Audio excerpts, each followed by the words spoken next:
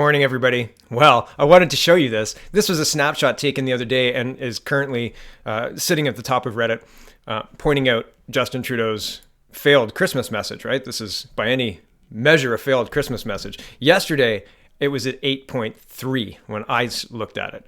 And now we did it. I was trying to find a balloon drop Chrome extension, but I couldn't find one. But we did it. It's over 10,000 likes. And I wanted to point out, somebody in my comments yesterday pointed out the number of views, and the number of views is incredibly low for an incredibly high number of dislikes. Mr. Trudeau, this is, again, a bellwether. If you're tired of the censorship online with discussions being monitored and comment sections closed and removed from Reddit or hidden by Twitter, come and join CanadaPoly.com. We have free forums where you can register and discuss Canadian politics without censorship. So come, share a link and have a discussion, one that will not be shut down or censored. So please join us. We'd love to have you. Today's discussion is, I was listening to this interview with Dr. Peterson yesterday, and I found it really interesting. And he said something interesting about the birth control pill. He said it's a hydrogen bomb. He said the 20th century will be remembered by the birth control pill, the hydrogen bomb, and I can't remember the third thing he said, but he said that the birth control pill is actually the bigger hydrogen bomb. And we'll just listen to that for a quick second. And I tweeted a question at Dr. Peterson, and I'm going to quantify the question in a minute.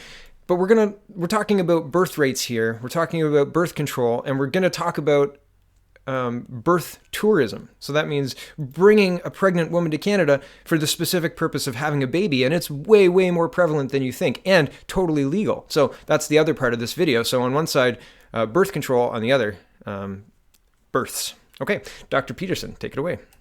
Situationally before you think ideologically or psychologically. It's like, it's... Sorry, I think too fast. Sorry, everybody. It seems to me that the 20th century will be remembered for the hydrogen bomb, the transistor, and the birth control pill. And those are unbelievably radical technological innovations. And maybe Internet came in. Yeah, but My Fair Lady. Just saying. It's dependent on the transistor, because it spawned all of that. Got it. So that's the big technological innovation that spawned all that. And of the three, I would say the birth control pill is probably the bigger hydrogen bomb. So, and because it changed the fundamental biological nature of women and men.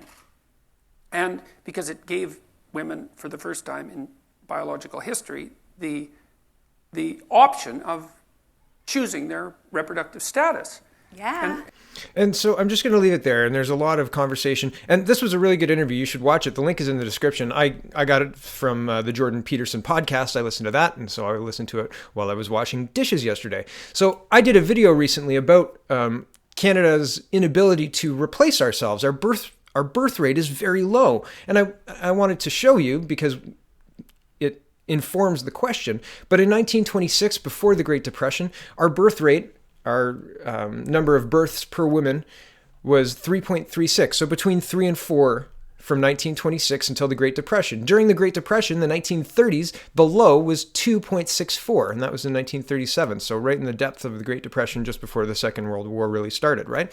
And the point I'm trying to make here is, during the worst of the Great Depression, they were still having between 2 and 3 children. Why? Because they couldn't control how many children they were having, right? So sex is something you do, and children are a consequence of sex right up until 1965. And in 1965, the birth rate starts to drop. So after the Great Depression, the birth rate rebounded a little bit. People were having between 2 and 3 children during the Depression, and then after the Depression, it was between 3 and 4 again, bounced back to 3.1, right? And that's more than replacement. Generally, you have 2 parents and then an extra baby, and that's a growing population, right? And then in 1961 or 1959, the birth control pill was created but not released for public. You could be prescribed it by a doctor but not released for public.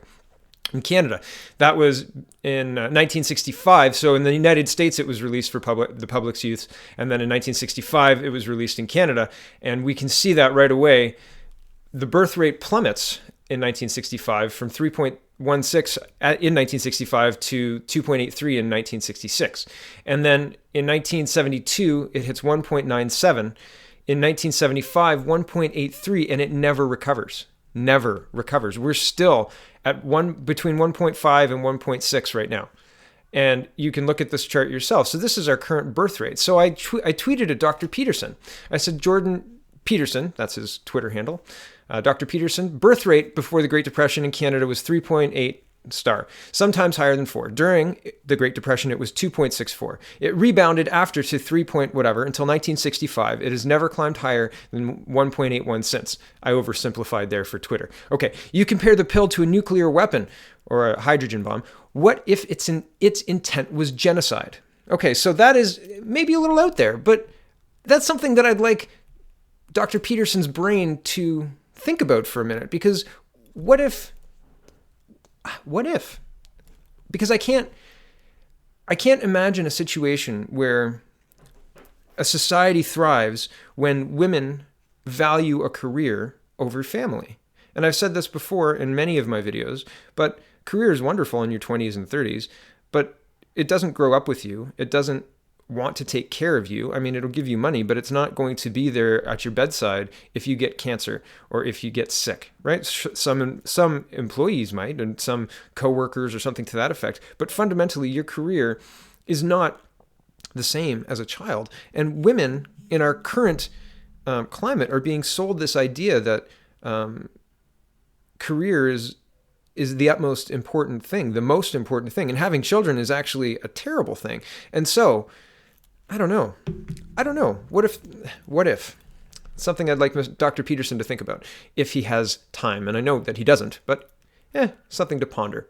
Maxime Bernier is tweeting, and this is the other side of this coin, and the reason this video started is he says, quote, Canada is not a shopping center where any foreigner can come and buy citizenship or future education and employment opportunities for their children without following the proper immigration channels. The law should be changed to make birth tourism illegal. Welcome to the election year, birth tourism. So this is wonderful because, again, Maxime has created conversations where he's made points like this, and this is a good point. I've done a video about this earlier 2018, and I've linked to the video, and we're going to look at the video, but we're going to look at a whole bunch of other stuff first. So this is a link to the National Post article, and it says birth tourism is legal, but unscrupulous practice is generating political opposition and vigilantes. As more pregnant women arrive each month to give birth, others protest that they are gaming the system and debasing the notion of citizenship.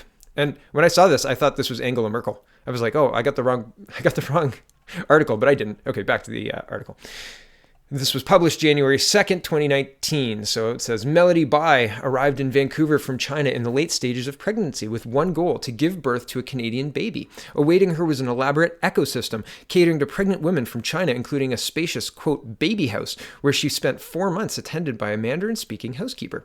Caregivers offered free breast massages to promote lactation, outings to the mall, lectures on childbirth with other Chinese mothers-to-be, and excursions for high tea. Quote, it's an investment in my child's education, by 28, a flight attendant said by phone from Shanghai months after returning to China with her newborn and passport in hand. We chose Canada because of its better natural and social environment.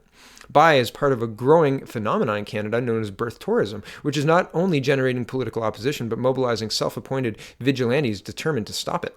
It is perfectly legal. I'm assuming the it is perfectly legal they're referring to here is the birth tourism, not the vigilantism to stop it. It's not clear, which is kind of funny, National Post.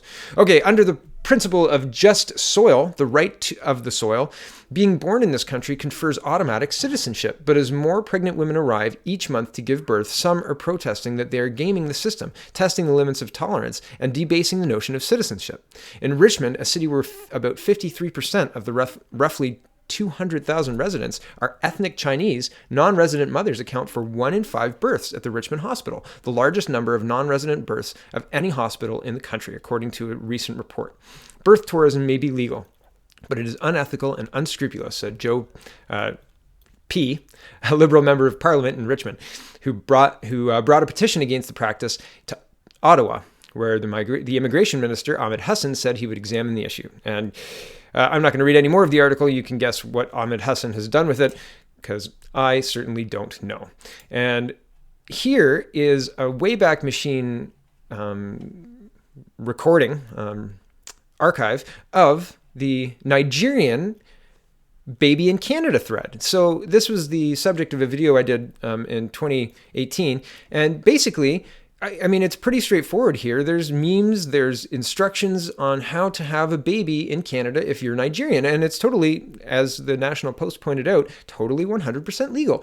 This tweet says, quote, "Are you a Nigerian living in Nigeria? Are you considering having your baby or babies in Canada? Please read this thread." And it goes through all of everything you need to know. And I'm not going to go through it because I did in my other video, and you're welcome to have a look at my other video. Here is the Nijai Nomad blog that talks about birth tourism, top tips for having your baby in Canada from Nigeria, just in case you are wondering where people get this information. There is an entire ecosystem and infrastructure set up for people to take advantage of this. And there's a cart. Like, this isn't, people are making money here, right?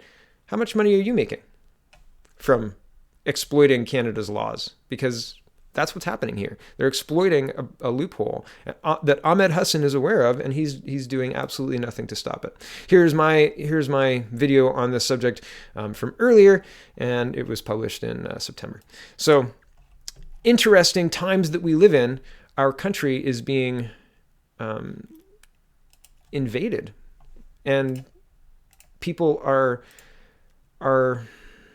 not seeing it. It looks like I don't know.